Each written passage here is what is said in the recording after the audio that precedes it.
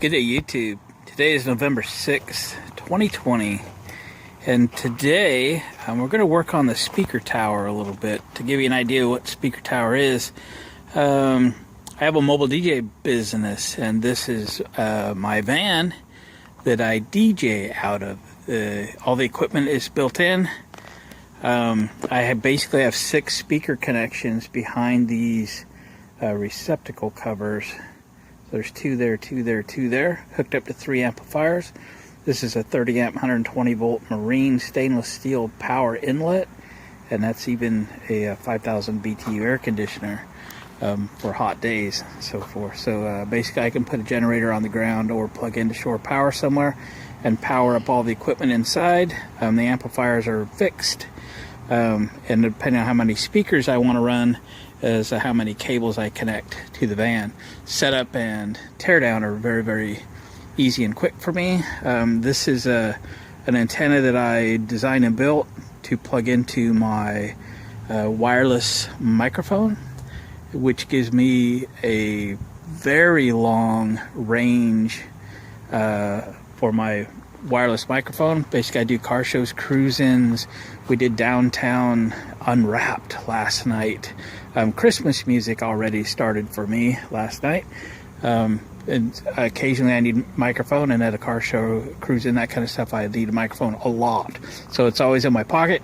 And even if I'm an eighth of a mile away from the van, I can still talk over the system. One of the things I developed was this speaker tower. This is an old genie lift, man lift. It's probably 40 years old. In my early days as an electrician, I've spent months in this lift. My company that I worked for owned it, but it became very old, outdated, and needed to be replaced. And I did some trading and ended up with it. Took the man basket off and built this platform I could put up to 4 speakers on. Last night we ran it with 2 speakers. But I had an issue with the battery wasn't charged, and this was a brand new battery, and or a very, very recent battery, and I'm like, what's going on? So I'm thinking that the charger in this thing isn't much good anymore. So there's the new battery. It's a Group 27 deep cycle. It doesn't take a lot of current to run this, but it needs to run it up and down. The battery charger's upside down. Your camera's just fine. This is a 10 amp battery charger, but I've never seen it go over 2 amps, quite honestly. I've taken it apart, cleaned it up a little bit. I have a feeling there's something wrong with it. And I'm starting to get the idea it's actually draining the battery. So it's time for a replacement charger. So I have just returned from Harbor Freight, and I looked at everything that they had there. I don't need a high charge rate. It's not like I use this going up and down, up and down, up and down. It goes up once and it comes down once, and then it comes back, and we wait till we have another gig for it, and then it does it again. It goes up once, it comes down once. So I could probably live with even a much smaller battery, but might as well put in what it's designed to have. But a 2 amp battery charger, which is what this is very sufficient. That's all this one's ever put out. But this is a smart charger, an automatic charger. It's also a 3-stage, which should mean its high rate of charge should be 2 amps. That'd be like stage 1. Stage 2 should come down to like 1 amp, and then stage 3 is a kind of a float charger, or a very low rate of charge, which should maintain the battery forever and ever. So let's get this thing out of its packaging, and let's get it hooked up to this battery and see what it's cracked up to be. Hopefully it's everything it's supposed to be. There's a little button right there that allows us to go from 6 volt to 12. It's got some indicator lights over here, 12 volt or 6 volt, and there's in standby mode, which probably means it's not connected to anything. There's a fault light on the right side if you hook it up wrong, or if you have a battery that's shorted out or something. And then this is the rate of the charge. 10, 20, 40, 80, 100%. I like that feature, so I could at a glance look at it and see what the state of charge is. I'm hoping that these lights work even if the battery charger isn't plugged into the 110 and just connected to the battery. That would be cool because I could simply look at the charger and see if it needs to be charged or not. Other than that, I have no way to know that battery is, charged up or if it needs to be charged. All right, enough talking. Let me put you on hold there for a sec.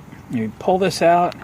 I'm going to use the clamps to connect to this battery, and I'm going to disconnect this battery charger from the battery. I have a feeling this has been my problem for a while. Probably the battery that was in it was probably okay. I have a feeling the charger was giving me problems. So let's get them swapped out. All right, we have it installed. This is a nice compact size. I really needed something that I could get inside this box. So that was certainly one of the criteria. Let's plug it in. Okay, it already knows that it's a 12-volt battery.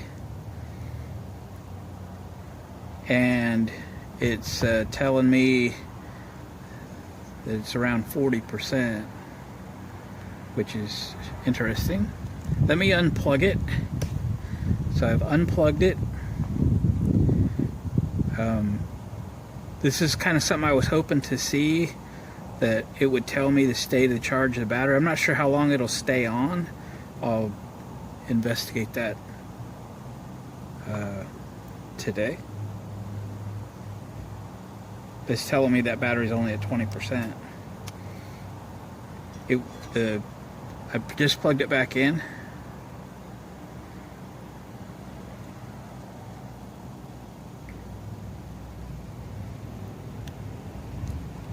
It's not doing the flash thing that it was just doing.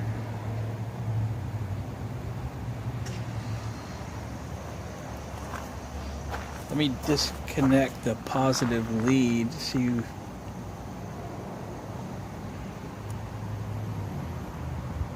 Okay, reconnect.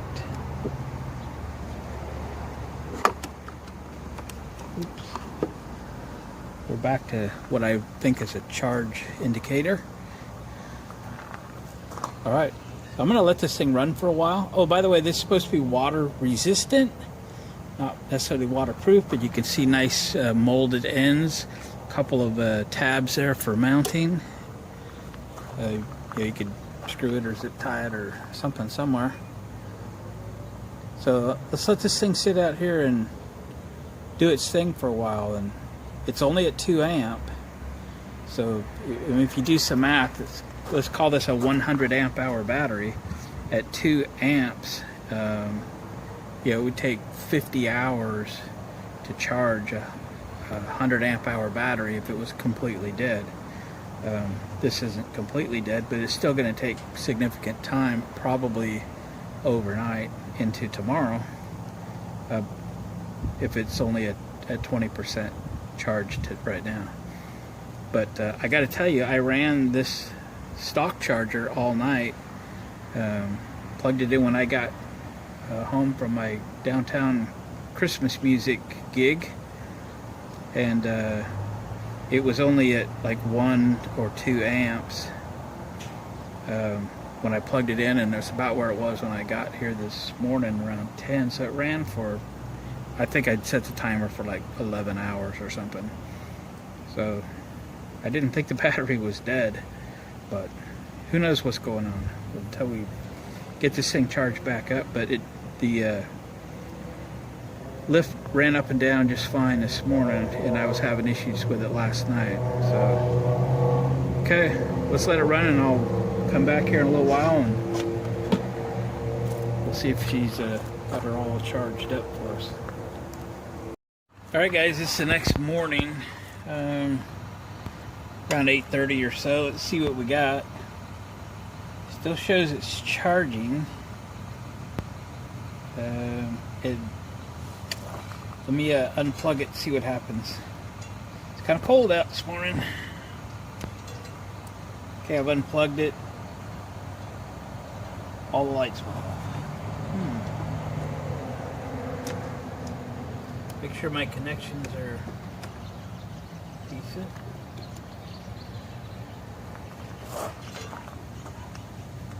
Plugging it back in.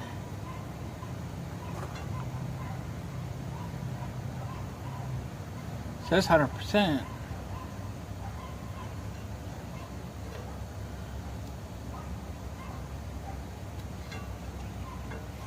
I'm going to disconnect the lead and reconnect it.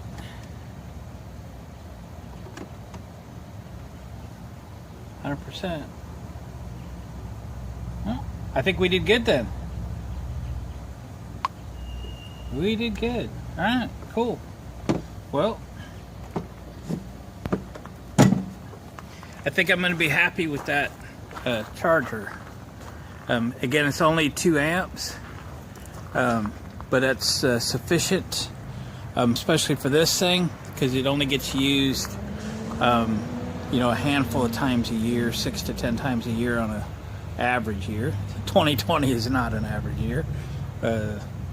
I'll probably use it maybe 2 or 3 more times before the year's over on all of my Christmas downtown events. So good to have a good charger in there. I'm pretty sure the built-in charger on this thing would ruin yet another battery. And batteries, Group 27 deep cycles, you're pushing $200 for a new one. So gang, thanks for watching, commenting, subscribing, hit the thumbs up on the way out, and we'll catch you on the next video.